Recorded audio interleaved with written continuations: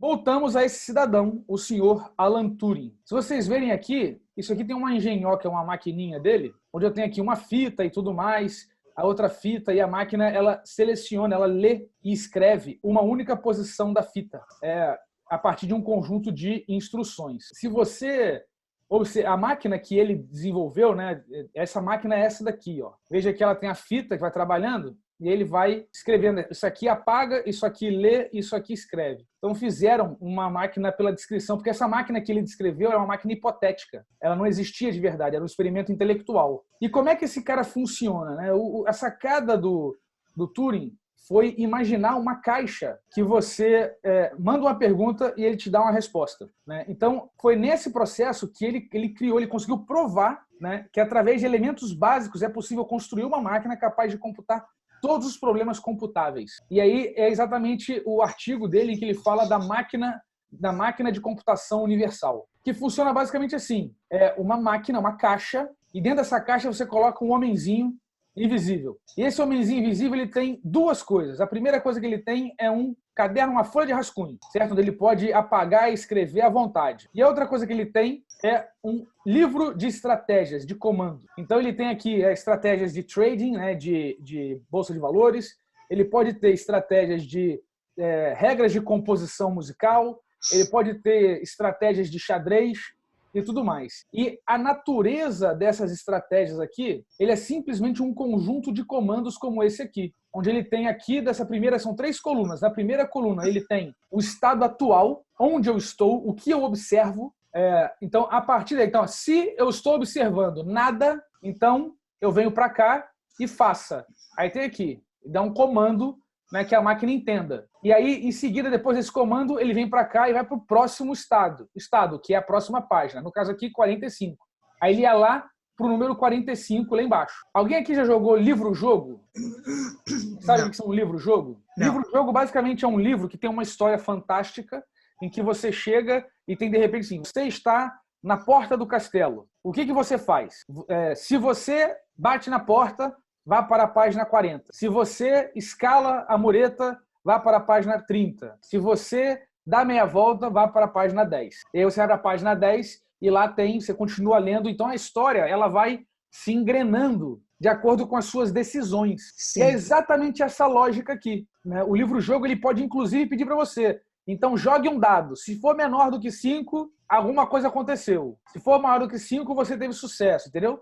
Ele tem esse tipo de dinâmica, que é exatamente a metáfora do processo da computação. Então, esse entendimento dessa estrutura foi o que a Ada percebeu lá atrás, né? Quando eu falei que a grande sacada que ela notou é que ela notou que ela podia fazer isso aqui não apenas para números, mas para símbolos, né? E esse conjunto do livro de estratégias com o rascunho, né? O algoritmo é o livro de estratégia e o rascunho é exatamente o que é usado para ele poder observar a consequência da execução daquelas estratégias, e essa consequência vai influenciando o processo de execução das estratégias, né? E isso é exatamente o que fica na memória do computador. A memória do computador é o conjunto de regras e o conjunto de rascunhos realizados. Eu tenho aqui para vocês esse carinha aqui, vocês estão conseguindo ver, que é bem bacana. Sim. Isso aqui é análogo à máquina de Turing. Parece muita coisa, mas a gente vai dissecar isso aqui rapidamente para você entender. Isso aqui, né, é a fita. Está vendo que ele está selecionado esse pedaço porque ele está nessa posição. Ele sempre olha a fita numa posição. Então, uma posição que é uma posição inicial e tudo está zero. Concorda comigo? Sim. Tudo está zero. Aqui, então, isso aqui é a fita. Isso aqui é o que a gente chama de display. Ele vai mostrar, isso aqui é o valor decimal desse conjunto de valores binários aqui. E aqui embaixo é exatamente as instruções, né? O livro de estratégias dessa máquina, né? Dessa máquina de Turing. E parece complexo, mas não é. A gente tem aqui o estado atual, que é o que eu estou, né? O que eu estou fazendo, né? Aqui qual é o símbolo que eu estou observando, né? Scan é observar. Se eu estou observando asterisco, eu estou observando zero, enfim, onde que ele está? Tá laranja aqui, estou observando asterisco. Então, estou observando asterisco, tá vendo? Ele está aqui embaixo. Ele está nessa execução aqui. Aí aqui é o que ele faz, o que ele vai imprimir na posição que ele observa. No caso aqui, ele não imprime nada, né? Aqui ele imprime 1, aqui ele imprime 0. E aqui ele vai fazer para onde que a fita vai mover. Então, esse laranja aqui, no caso, ele vai mover para a esquerda e vir daqui para cá. E vai dizer qual é o próximo estado, que é escrever. E aí ele vai, quando ele executar esse processo aqui, que é observo, asterisco. Então tá aqui, retorna, asterisco. Ele não faz nada e move para a esquerda. Então ele vai pular para cá. E aí a próxima coisa que ele vai fazer é write. Eu tenho 2 write, não tenho? O que eu estou observando aqui? É 0. Então eu vou para o write da observação do 0. O que eu vou fazer? Vou escrever 1 e aqui ele vai write de novo. Então eu vou mostrar para vocês passo a passo para você entender o que ele está fazendo. E a gente já viu isso, porque isso aqui é um algoritmo, isso aqui descreve um algoritmo de contagem de números binários. Então vocês lembram? Em binário é 0, correto? 0 em binário é 0. Ok. Qual que é o 1 em binário? É o 1, né? Ah, o... Qual que é o 2 em binário? O 2 em binário é 1 e 0, correto? Aí o 3 em binário é 1 e 1. Então o que esse programa vai fazer é, na hora de rodar, ele vai contando 1, 2, 3, 4. Isso vai mostrando aqui em cima pra gente. Eu vou dar aqui, ó, o step. Step é execute a próxima instrução. Quando eu faço aqui step, olha o que ele faz. Ele moveu para a esquerda, pá, jogou para cá. Foi pro right, pá. Observa 0, legal. O que ele vai fazer agora quando eu der o step? Ele vai para 1, escreveu 1, e aí ele escorrega para cá e vai pro retorno. Ó. Voltou para cá, tá no retorno. Retorno observando o asterisco. O que ele vai fazer? Nada. Vai apenas mover para a esquerda. Então, step, moveu para a esquerda. É right, e agora ele observa 1. Maravilha. O que ele vai fazer quando ele observa 1? Ele vai escrever 0. Legal. Então, aqui, 0. E aí ele vai move para a esquerda de novo e vai para o right. E agora right observando 0. Quando tem 0 aqui, ele escreve 1. E aí é exatamente o número 2. Olha que interessante. 1 e 0 aqui é o número 2 em decimal. Ele está contando para a gente. Aí, quando ele escreve o número, ele move para a direita, tá vendo? Jogou para a direita. Aí moveu para a direita no return e aí caiu nesse cara que a gente não tinha caído ainda. É o return com 0, ele não faz nada, só move para a direita de novo. Vai mover para cá, para o return. Então, pá, veio para cá. Chegou aqui, o que ele vai fazer? Não faz nada, move para a esquerda, para o right. Chegou aqui no right do 0, porque ele observa 0 aqui, ele vai escrever 1. Legal, e vai mover para a direita de novo para o return. Moveu 1 e 1, 3 aqui.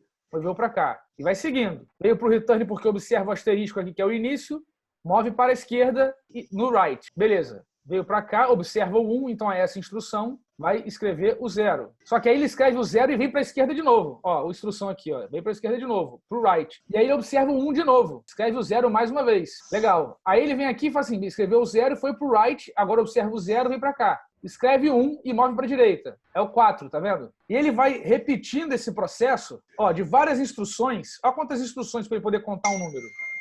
Ó, vai repetindo esse processo, ó, volta, escreve 1, aí volta para o começo, aí escreve o 0, aí 1 de novo, aí 0, 1, aí vai repetindo, ó, tá vendo? Então, é um algoritmo exatamente como o nosso sanduíche, manipulando essa fita da máquina de Turing. Ele vai contando bit por bit, incrementando nessa lógica. Então, isso é um programa como o original que o Turing vislumbrou lá atrás no seu artigo da máquina universal. E aí que veio o grande choque, que isso aqui é exatamente o que acontece no seu computador, que é exatamente o que acontece nos robôs, que é exatamente o que acontece dentro daquele robô da Boston Dynamics. A diferença é a escala disso, né? Aqui a gente está queimando a mufa para ela saber o que é 0, o que é 1 e qual é o próximo e tudo mais. Mas aí o que eu vou fazendo? A gente vai criando estruturas mais sofisticadas, mais próximas do inglês, mais próximas do português, que são as linguagens de programação, para que eu não fique no mundo do 0 e 1, eu fique no mundo mais próximo da nossa mente, que a nossa mente é capaz de observar abstrações. Então existe esse conceito do que é alto nível, do que é baixo nível. E não tem nada a ver com palavrão e nada disso. Alto nível são quanto maior a abstração possível, mais alto o nível, ou seja, mais natural para o ser humano se expressar. Quanto mais baixo o nível, mais próximo da natureza binária da máquina você vai estar. Então, os engenheiros eletrônicos, em geral, trabalham muito no baixo nível, fazendo chip, fazendo placa, né? Programadores trabalham num nível alto intermediário. Só que o que a gente chama de alto nível hoje ainda não é tão alto assim. E somente agora a gente está conseguindo criar sistemas complexos o suficiente, como, por exemplo, a Siri da Apple, ou a Alexa da Amazon, ou essa mocinha aqui que responde ok Google toda hora, ela vai e fala alguma coisa comigo aqui, que são os assistants, que conseguem interpretar, pega o áudio da minha voz, joga na nuvem, processa os bits daquele áudio, identifica os fonemas que eu falei, a partir da estrutura de fonemas,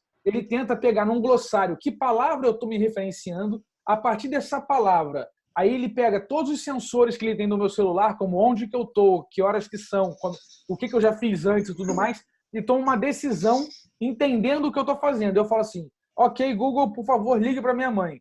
E aí ele vai identificar esse fonema, que já apareceu aqui de novo, ó. Fazer uma chamada aqui, ó. Porque ele está ouvindo o que eu estou falando, né? Ele está ouvindo o que eu estou falando e a partir disso está vendo daquilo que ele entende que ele consegue fazer com o celular, executando um comando. Então veja que pega uma coisa tão complexa quanto o som da minha voz misturado com um monte de coisa. Ele não sabe português. Esses assistentes não sabem o idioma. O que eles sabem é a identificação dos fonemas. E a partir dos fonemas ele consegue reconstruir do fonema qual seria a palavra mais próxima. E aí da palavra mais próxima ele pega da que seria mais contextualizada para o que eu costumo fazer no celular ou que ele tem de função disponível. E aí ele vai me dando todo um sugestionamento do que complementando o comando que eu desejo fazer. Então, isso é uma sofisticação altíssima, mas que, no final das contas, por trás dos panos, não passa de um emaranhado infinito de bilhões e bilhões e bilhões de zeros e uns que a gente processa o tempo inteiro, né? E para você ter uma noção, a gente está na escala de... são 11 gigaflops, né? Então, são 11 giga, milhão, mega. Então, são 11 trilhões, bilhões de instruções por segundo. Por segundo. Então, isso aqui que a gente está fazendo, ó, o step, cada isso é uma instrução, tá vendo? Agora, imagina isso executado 11 bilhões de vezes por segundo. É assim que funciona o seu computador de casa hoje aí. Isso tudo ele transformou em letras. Então, aí vem as questões. Como é que eu represento letras? Eu crio uma tabela que diz, olha, no contexto de palavras, esses números aqui, e tem essa tabela aqui, posso pegar para você, ó. Tabela,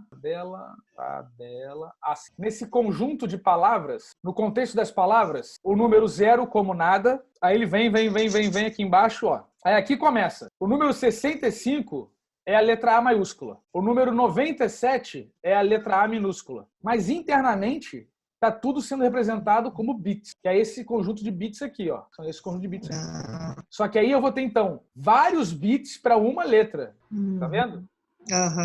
Mesma coisa para as imagens. As cores também é um conjunto de bits. Então veja que o bit em si, ele não tem significado, ele só tem valor. O significado, o que ele representa, está fora dele, está no contexto onde ele é usado. Então você pode pegar um texto e mandar o computador exibir como uma imagem. E não vai fazer muito sentido para você, mas para ele é tudo bit, não tem problema, ele exibe. Ou pegar uma imagem e mandar o computador tocar isso como se fosse uma música. Não faz muito sentido, mas ele consegue fazer, porque para ele não tem diferença. É tudo um conjunto de bits. Por isso que é muito importante você garantir o contexto, porque quando o contexto vaza, aí você vê, se você já teve a sua tela que ela parou de desenhar e o mouse ficou rabiscando a tela e você não conseguia enxergar mais nada, alguma coisa vazou ali. E aí, quando vazou, o computador se perdeu. Ele está executando num contexto em que ele não sabe o que fazer, porque ele acha que está no lugar certo, mas o que ele está processando não é a informação correta. Então, o computador nunca sabe quando ele travou. Ele apenas trava. E precisa do seu dedinho para ir lá e resetar a criança. Faz sentido isso? Alguém aprendeu uma coisa nova hoje aí?